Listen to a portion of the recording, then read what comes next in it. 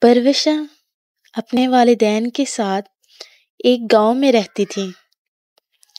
وہ بہت احساس کرنے والی پیاری سی بچی تھی۔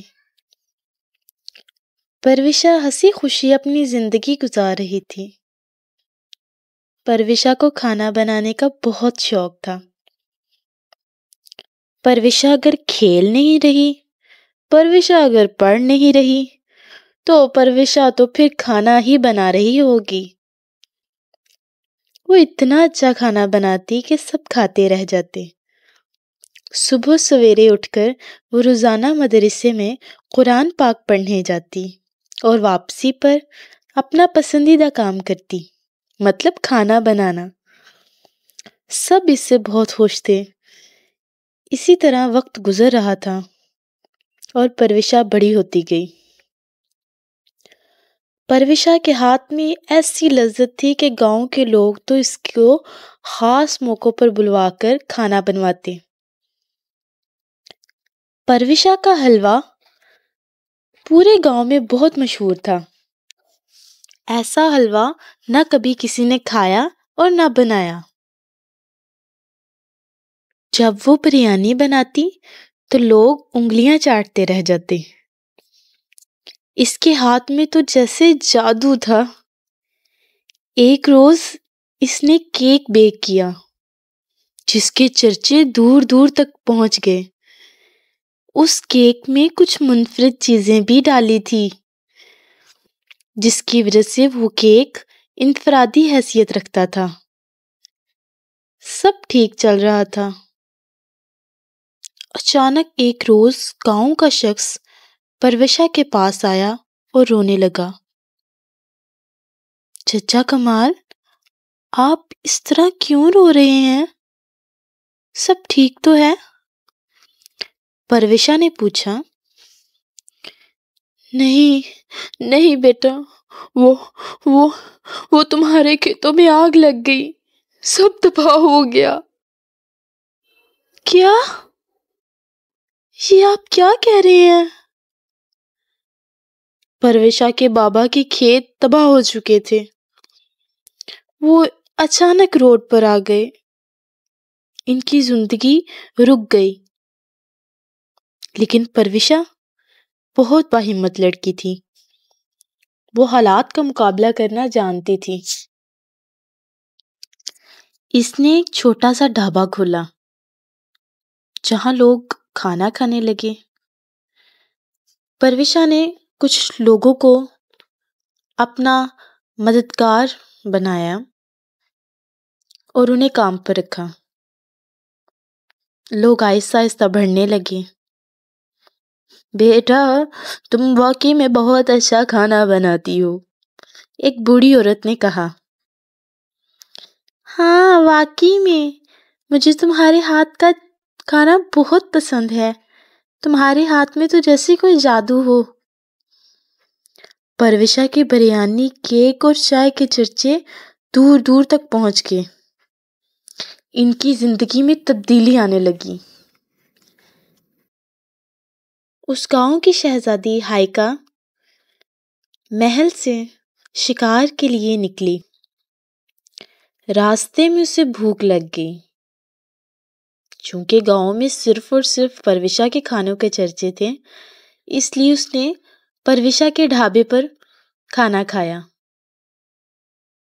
شہزادی کے لیے اعلیٰ قسم کا کھانا تیار ہوا۔ شہزادی نے اس کا مشہور ترین کیک کھایا۔ شہزادی بہت خوش ہوئی۔ شہزادی نے پروشا کے کھانے کی تعریف کی اور اکثر اوقات وہ اس ڈھابے پر آ کر کھانا کھانے لگی۔ شہزادی کی خواہش تھی کہ پروشا کو شاہی باورچن بنا دیا جائے، لیکن وہ پروشا کی عزت نفس کو مجروح نہیں کرنا چاہتی تھی۔ وہ یہ سب کام خفیہ طریقے سے کرنا چاہتی تھی۔ ایک دن اس کے ڈھابے پر ایک عورت آئی۔ جی محترمہ، آپ کیا لینا پسند کریں گی؟ آپ کے ہوٹل میں کیا کیا ملتا ہے؟ سب لیو۔ اس خاتون کے سامنے طرح طرح کے کھانے رکھے گئے۔ اس نے کھانا کھایا اور کھاتی ہی چلی گئی۔ یہ کھانا کس نے بنایا؟ اس میں تو کوئی جادو ہے، وہ بہت مزے کا ہے۔ یہ کھانا ڈھابے کی مالکن پرویشا نے بنایا ہے۔ مجھے اس سے ملنا ہے۔ محترمہ کو پرویشا کے پاس لے جایا گیا۔ بیٹی، تمہارے ہاتھ میں تو کوئی جادو ہے۔ میں شاہی خانے کی باورچن زلیخا آپا ہوں۔ میں نے خود بھی نہ ایسا کھانا کھایا اور نہ کبھی بنایا۔ شکریہ، میں آپ کے لیے کیا کر سکتی ہوں؟ پرویشا نے عاجزی سے کہا۔ محل میں سالانہ کھانا پکوائی کا مقابلہ ہوتا ہے۔ میں خود مقابلے کے لیے مختلف جگہوں کے شیف تلاش کر رہی ہوں۔ کیا تم اس میں حصہ لینا چاہو گی؟ میں مگر کچھ نہیں۔ شہزادی ہائیکا اور ملکہ صوبیہ جب تمہارے کھانے کھائیں گی تو ضرور خوش ہوں گی۔ یہاں تک کہ شہزادی ہائیکا کو تم پہلے ہی بہت پسند ہو۔ وہ اکثر اوقات تمہاری تعریف کرتی ہیں۔ پرویشا مقابلے کی تیاری کرنے لگی۔ پرویشا کے والدین بہت خوش تھے۔ پرویشا گھبرا رہی تھی کیونکہ ملکہ صوبیہ ایک سلیقہ مند خاتون تھی اور وہ ہر شے میں توازن اور سلیقہ پسند کرتی تھی۔ پرویشا نہر کے قریب سبزیاں توڑنے گئی۔ خوشبودار سبزیوں، تم کہاں ہو؟ میں تمہیں لینے آئی ہوں۔ سبزیوں کے ساتھ باتیں کرتی ہوئی پرویشا باغ کی سیر کرنے لگی۔ بالآخر مقابلے کا دن آ گیا۔ وہاں پر مختلف جگہوں کے 5 بڑے نامور شیف آئے تھے۔ سب نے اپنے اپنے کھانے تیار کرنا شروع کر دیے۔ پرویشا نے مختلف سبزیوں کا سوپ تیار کیا۔ ملکہ، شہزادی اور شاہی باورچن زلیخا آپا ججز کی نشست پر براجمان تھی۔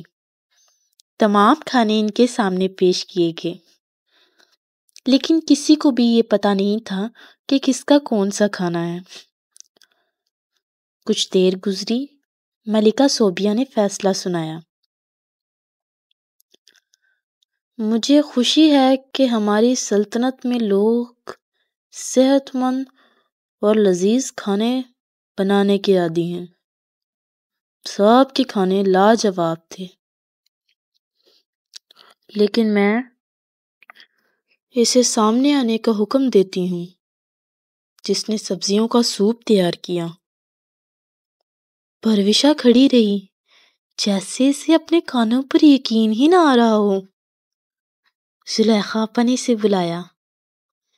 شہزادی مسکرانے لگی۔ پرویشا آگے بڑھی۔ تو یہ سبزیوں کا سوپ تم نے تیار کیا؟ بڑے سے بڑا شیف حیران تھا کہ ایک معمولی سی لڑکی ہمیں اس مقابلے میں کیسے ہرا سکتی ہے۔ پرویشا نے کہا، جی ہاں، تم نے کمال کر دیا۔ کیا میں پوچھ سکتی ہوں کہ ان جادوئی کھانا بنانے والے ہاتھوں کا کیا راز ہے؟ پھر پرویشا نے دوسرے شیف کو بلایا اور پوچھا، آپ سب نے کس سوچ سے یہ کھانا بنایا؟ انہوں نے کہا، ظاہر ہے، جیتنے کی نیت سے۔ اور کس لیے؟ لیکن میں نے کھانا محبت سے بنایا، صحت کے اصولوں کو مد نظر رکھ کر بنایا، اور ہاں، سب سے بڑھ کر میں کھانا بناتے وقت ایک دعا پڑھتی ہوں جو کچھ یوں ہے، اللہ المصور الودود۔ اس دعا کو پڑھنے سے کھانے میں برکت اور ذائقہ آتا ہے۔ میں ہر کام کرنے سے پہلے، چاہے وہ کھانا کھانا ہو، کھانا بنانا ہو اور دوسرے کوئی بھی کام، میں بسم اللہ سے شروع کرتی ہوں۔ یہی چیزیں میرے کھانے اور میرے کام کو دوسروں سے منفرد کرتی ہیں۔ شکریہ۔ سارا حال تالیوں سے گونج اٹھا۔ مقابلہ پرویشا نے جیتا اور ساتھ ہی ملکہ نے پرویشا کو خاص شاہی شیف بنا دیا۔ اس کے علاوہ ملکہ نے شہزادی ہائیکا کی خواہش پر پرویشا کو اس کے گاؤں میں ایک چھوٹا سا ریسٹورنٹ بنا کر دیا۔ پوری دنیا میں پرویشا کے کھانوں کے چرچے ہونے لگے۔ اس طرح پرویشا ایک سچے جذبے اور لگن سے اس کی زندگی بدل گئی۔ اس کہانی سے ہمیں یہ سبق ملتا ہے کہ اگر ہم اپنے کسی بھی کام کو خواہ وہ معمولی ہو یا بہت خاص، سچی محبت اور لگن سے کریں گے تو ہمیں اس کا پھل ضرور ملے گا۔